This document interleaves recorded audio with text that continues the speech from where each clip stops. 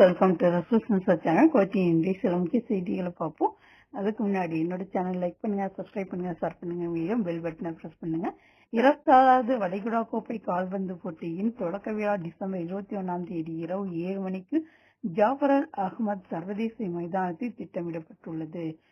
குவைத்தில் இதுபோன்ற முதல் நிகழ்வு நடைபெறுவதால் தொடக்க விழா மேலும் ஆச்சரியங்களை காணும் என எதிர்பார்க்கப்படுகிறது. பல்வேறு நாடுகளின் தலைவர்கள் கலந்து கொள்வார்கள் என எதிர்பார்க்கப்படும் திறப்பு விழாவுக்கான அனைத்து ஏற்பாடுகளையும் பாதுகாப்பு குழுவினர் செய்து முடித்தனர்.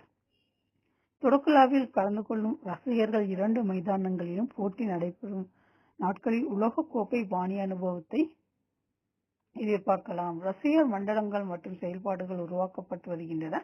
மேலும் இசை மற்றும் விளையாட்டு அரங்கில் ஊடாடும் பொழுதுபோக்கு 3 மணி நேரம் வரை கிக் ஆஃப் ஆகும்போது டன்ஸ்டேஜ்கள் திறக்கப்பட்டு ஆதரவாளர்கள் முன்கூட்டியே வந்து அவர்களின் கலீஜி ஜெயின் 26 அனுபவத்தை அனுபவிக்க ஊக்குவிக்கும். ஜாஃபர் அல் அஹ்மத் சர்வதேச மைதானம் மற்றும் ஜாஃபர் அல் முபாரக் ஸ்டேடியம் ஆகிய 2 மைதானங்களில் நடைபெறும் கலீஜி ஜெயின் போட்டியை காண குவைத்துக்கு வெளியில் இருந்து 30,000க்கும் மேற்பட்ட கால்பந்து ரசிகர்கள் குவைத்துக்கு வருவார்கள் என எதிர்பார்க்கப்படுகிறது. Kuwait, Iraq, Bahrain, Saudi Arabia, Oman, Yemen, ஐக்கிய அரபு எமிரேட்ஸ் மற்றும் கத்தார் ஆகிய 8 தேசிய அணிகள் கலீஜி ஜெயின் 26 இடம்பெறும். பல்வேறு முறைகேடு வழக்குகளின் ஒரு பகுதியாக கைப்பற்றப்பட்ட 6,828 மது பாட்டில்களை குவைத்தில் இருந்து இன்று தீர்ப்போடு அழைத்துள்ளது. இந்த நடவடிக்கையானது முதல் துணை பிரதமர், பாதுகாப்பு அமைச்சர் மற்றும் உள்துறை அமைச்சர் ஷேக் ஃபஹத் யூசப் சவுத் அல் சபா அவர்களால் வெளியிடப்பட்ட 2024 ஆண்டில் 2361 ஆண்டின் அமைச்சரவை தீர்மானத்தின் அடிப்படையில் அமைந்துள்ளது. மது ஒழிப்பு குழுவின் தலைவர் மற்றும் உறுப்பினர்கள் குவைத் நகராட்சி, போதைப்பொருள் தடுப்பு, பொதுத்துறை, வழங்கல் மற்றும் வழங்கல் பொதுத்துறை, பொது மீட்பு, காவல்துறை மற்றும் பாதுகாப்பு உறவுகள் மற்றும் ஊடக பொதுத்துறை ஆகியவற்றின் ஒத்துழைப்புடன் அளிக்கப்பட்டது. 6,828 இறக்குமதி செய்யப்பட்ட மதுபான பாட்டில்கள் வழக்கு இலக்கம் 24/2023 தவறான போதைப் பொருட்கள் கைப்பற்றப்பட்டன. குவைத்தில் இந்த வார இறுதியில் பகலில் குளிர்ச்சியான வானிலையும் இரவில் மிகவும் குளிரான காலநிலையும் காணப்படும் என குவைத் வானிலை ஆய்வு மையம் தெரிவித்துள்ளது. வளிமண்டலவியல் திணைக்களத்தின் பணிப்பாளர் தாரர் அல் அலி குவைத் செய்தி நிறுவனத்திடம் கூறுகையில், உயர் அழுத்த அமைப்பின் நீட்சியினால் குளிர் மற்றும் வறண்ட காற்றுடன் கூடிய லேசான மற்றும் மிதமான வடமேற்கு காற்று மற்றும் சிதறிய மேகங்கள் தோன்றும். வெள்ளிக்கிழமை பிற்பகல் தொடங்கி குறைந்த அழுத்த அமைப்பு காற்றை பாதிக்கும். இது மிதமான தென்கிழக்கு காற்றுக்கு ஒளியாக மாறும். சில நேரங்களில் சிதறிய மழைக்கான வாய்ப்புடன் சில நேரங்கள் இடியுடன் இருக்கலாம் என்று அல் அலி அவர்கள் மேலும் கூறினார். வியாழக்கிழமை வானிலை மிதமானது முதல் குளிர்ச்சியாக இருக்கும் என்று அவர் விளக்கினார். அதிகபட்ச வெப்பநிலை 20 முதல் 18 டிகிரி செல்சியஸ் வரை இருக்கும்.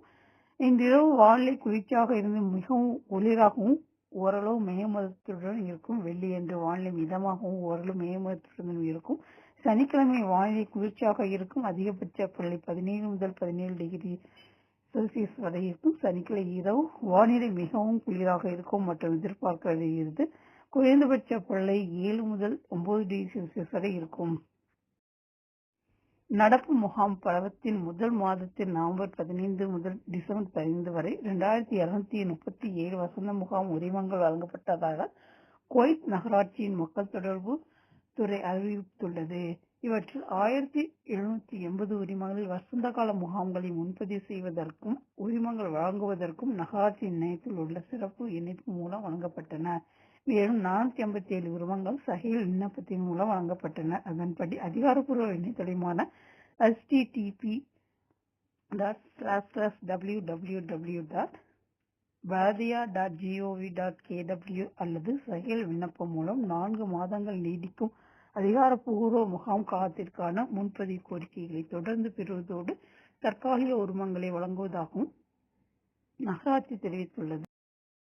தகவல் தொடர்பு மற்றும் தகவல் தொழில்நுட்ப ஒழுங்குமுறை ஆணையம் சர்வதேச நிறுவனமான கூகுளுடன் இலக்குத்தக ஒப்பந்தத்தில் புதன்கிழமை கையெழுத்திட்டது. தகவல் தொடர்பு விவகாரங்களுக்கான இணையமைச்சர் ஒமர் அல் ஒமர் கலந்து கொண்ட இந்த ஒப்பந்தம் குவைத்தில் கிளவுடிங் சேவைகளுக்கான மேம்படுத்தப்பட்ட தரவுகளான மையங்களை அமைப்பதை நோக்கமாக கொண்டுள்ளது. டிஜிட்டல் உள்கட்டமைப்பு மேம்படுத்துவதற்கான முயற்சிகளில் இந்த ஒப்பந்தம் ஒரு முக்கியமான படியாகும் என்று ஆணையம் ஒரு அறிக்கையில் தெரிவித்துள்ளது. மேம்பட்ட மற்றும் பாதுகாப்பான கிளவுடின் சேவைகளுடன் பொது மற்றும் தனியார் துறைகளில் டிஜிட்டல் மாற்றத்தை ஆதரிக்கிறது.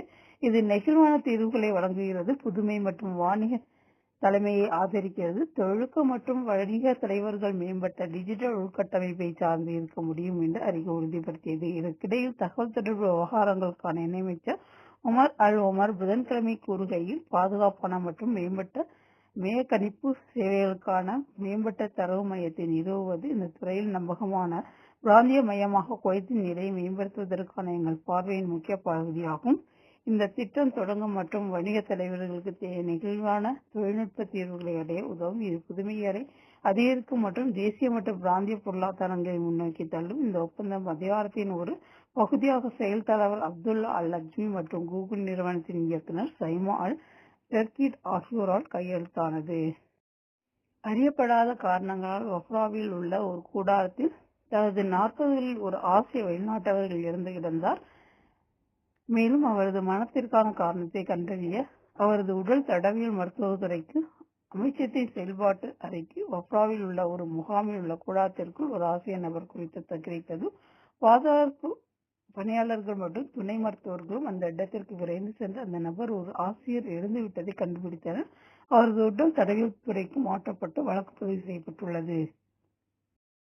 சோதனை ஓட்டம் கேட்டு கார் உரிமையாளரை ஏமாற்றிவிட்டு வாகனத்துடன் தப்பிச் சென்ற பெரூன் குடியிருப்பாளர் கைது செய்ய உத்தரவு பிறப்பிக்கப்பட்டுள்ளது.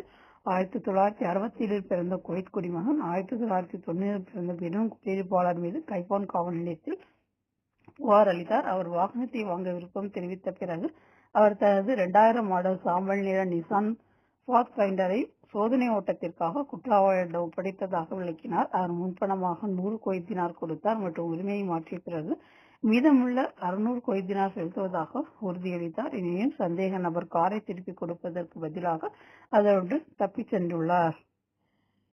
குவைத்தின் இன்றைய சில முக்கிய செய்திகளை பார்த்தும் உங்கள் அனைவரின் நல்லாதருடன் இது இனிய பயணத்தை தொடர அடுத்த தகவலை சந்திப்போம் என கூறி விடைபெறுவது உங்கள் ரசூல் அன்சார். நன்றி, வணக்கம்.